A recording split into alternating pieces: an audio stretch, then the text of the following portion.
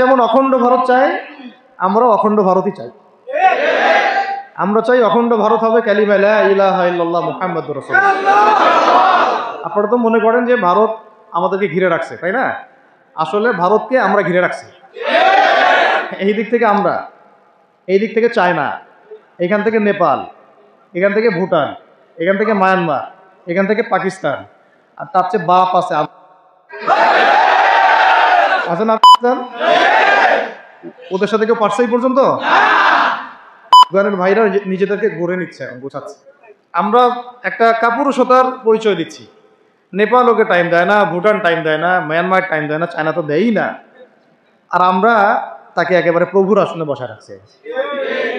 আমরা কি দিছি? আমরা ইলিশ দেই, আমরা ট্রানজিট দেই, আমরা রেল দেই, আমরা বন্দর দেই, আমরা আর কি দেই? গ্যাস তো দেই মাশাআল্লাহ। তারপরে পণ্যগুলো তো দিচ্ছি, গার্মেন্টস দিয়ে দিচ্ছি, আমাদের প্রশাসনের মধ্যে লোকজন দিয়ে দিচ্ছি, কর্মী শ্রমিক দিয়ে দিচ্ছি। এই জন্যই তো বলি, কেন সে স্ট্যাটাস দেয় যে এই স্বাধীনতা তার স্বাধীনতা। এটাই তো আমরা কারণ। তার মানে তারা আমাদের সার্বভৌমত্বটাকে স্বীকার করে না, তাই না? তারা যদি আমাদের স্বাধীনতা সার্বভৌমত্বকে স্বীকার করতোই, তাহলে তো এরকম স্ট্যাটাস দিত না, দিত কি? তো এখন কথা হচ্ছে, আমরা মাথা নত করার জাতি না। আমাদের নবী মুহাম্মদ সাল্লাল্লাহু আলাইহি ওয়াসাল্লাম মাথা উঁচু করে দাওয়াতি কাজ করছেন। মার খেলেও কখনো তিনি মাথা নিচু করেন নাই। সাহাবায়ে কেরাম রাদিয়াল্লাহু আনহুম আজমাইন মাথা উঁচু করে দাওয়াতের কাজ করছেন, কারোর সামনে মাথা নত করেন নাই ইল্লাল্লাহ, আল্লাহ ছাড়া। মার খেয়েছেন, হিজরত করতে হলে হিজরত করেছেন, কখনো মানুষ গালি দিয়েছে, গালি সহ্য করেছেন, কখনো মদিনা চলে যেতে হয়েছে, দেশ ছাড়তে হয়েছে, দেশ ছাড়ছেন, আবার কখনো ইসলামী রাষ্ট্র কায়েম করতে হয়েছে, রাষ্ট্রও কায়েম করছে। জিহাদ করার দরকার, জিহাদও করছে, কেতালের দরকার, কেতালও করছেন। আস্তে আস্তে মক্কা বিজয় করছে, করেন নাই? সিরাত পড়তে হবে, সিরাতের ধারাগুলো আমাদেরকে বুঝতে হবে। এখন আমরা তো তার উত্তরসূরি, আমরা তাদের উত্তরসূরি। প্রথম কথা হচ্ছে, আমরা আমাদের নতজানু মনোভাবটাকে আগে ত্যাগ করতে হবে, এক নাম্বার। আর অতীতের জীবনের যে ভুল ত্রুটিগুলো দ্রুত সংশোধন করতে হবে। এখন আর আমাদের হাতে অনেক লম্বা সময় আছে এমন না বিষয়টা। কত কি যে দ্রুত হয়ে যাবে আপনি হয়তো ভাবতে পারবেন। বিশ্বটা খুব দ্রুত চেঞ্জ হচ্ছে।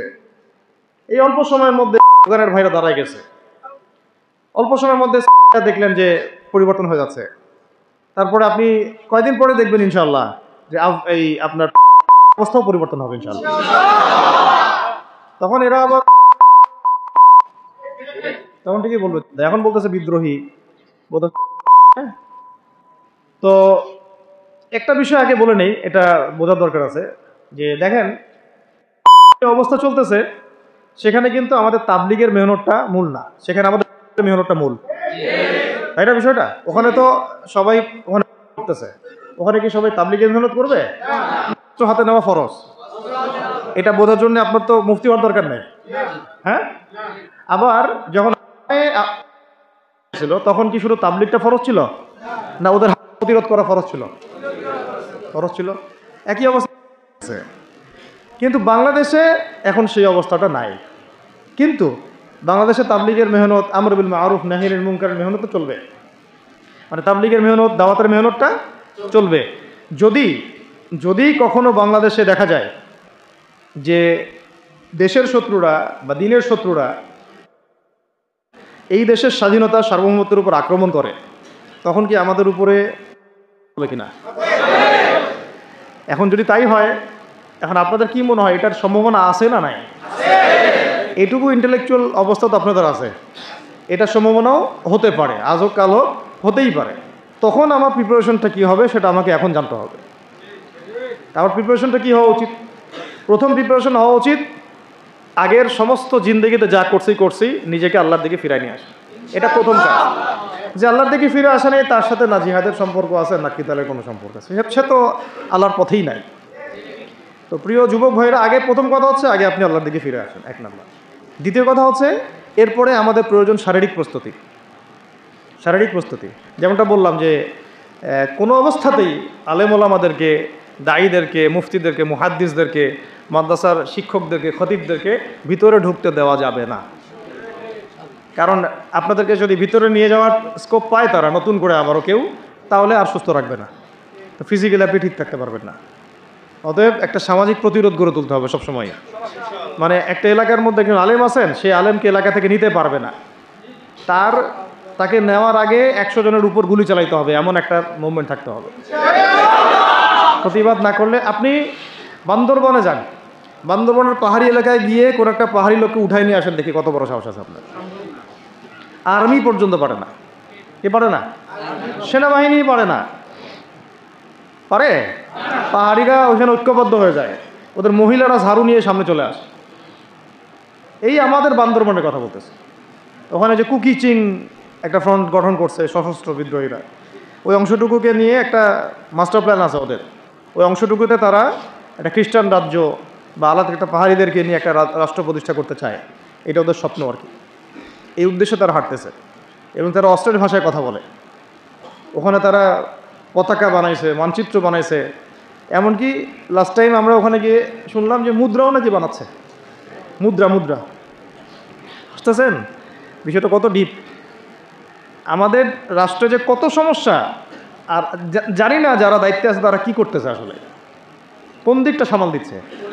অর্থনৈতিক দিকটা দেখবে না এই পাহাড়ি এলাকার সমস্যাগুলো মেটাবে, নাকি আমাদের মুসলিম উম্মার অভ্যন্তরীণ সমস্যাটা মেটাবে, না শহীদ ভাইদের খবর নিবে, না পঙ্গু ভাইরা যারা পড়ে আছে হাসপাতালে তাদের খবর নিবে? সিনেমা দেখতে বসে গেছে। কোন আক্কেলে সিনেমা দেখেন আপনি?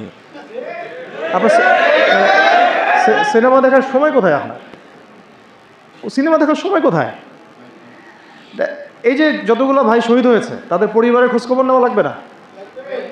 এবং যতগুলো ভাই এখন হাসপাতালে কাতরাচ্ছে তাদের সঙ্গে হাজার হাজার ছাত্র ভাই, তাদের চিকিৎসা করানো লাগবে না?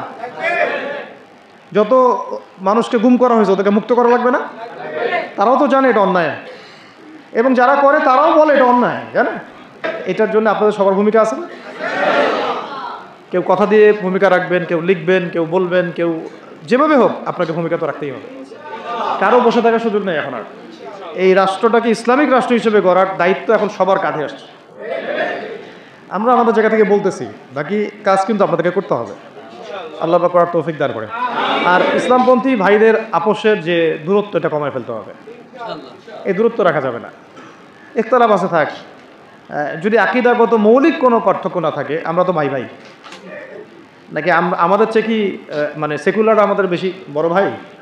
আমাদের চেয়ে কি ওই যে নাস্তিক মুরতাদরা আমাদের বড় ভাই? কমিউনিজমে যারা আছে ওরা আমাদের বড় ভাই? না এই গণতন্ত্রপন্থী যারা একবারে কট্টর ওরা আমাদের দিনী ভাই নাকি? আমাদের তো ভাই, সোজা কথা হচ্ছে ইন্নামাল মুমিনুনা ইখওয়া, ইন্নামাল মুমিনুনা, মুমিন যারা মুমিন ভাই। মুমিনে কি ভাই? খালাস। আল মুসলিম ওয়া আখুল মুসলিম, মুসলিমের ভাই কি? মুসলিম, খালাস, এইটুক। মুসলিম আমার ভাই, মুসলিম আমার ভাই। এখন যারা এদেশের রাষ্ট্র ক্ষমতায় ইসলামকে চায় না তারা আমাদের ভাই না। সে যে কোনো নামে আসুক, এক্স ওয়াই জেড, দেখার দরকার নেই। এক্স নামে আসুক, ওয়াই নামে আসুক, জেড নামে আসুক, যারা রাষ্ট্র ব্যবস্থা ইসলামকে চায় না তারা আমার ভাই, খালাস, সোজা কথা।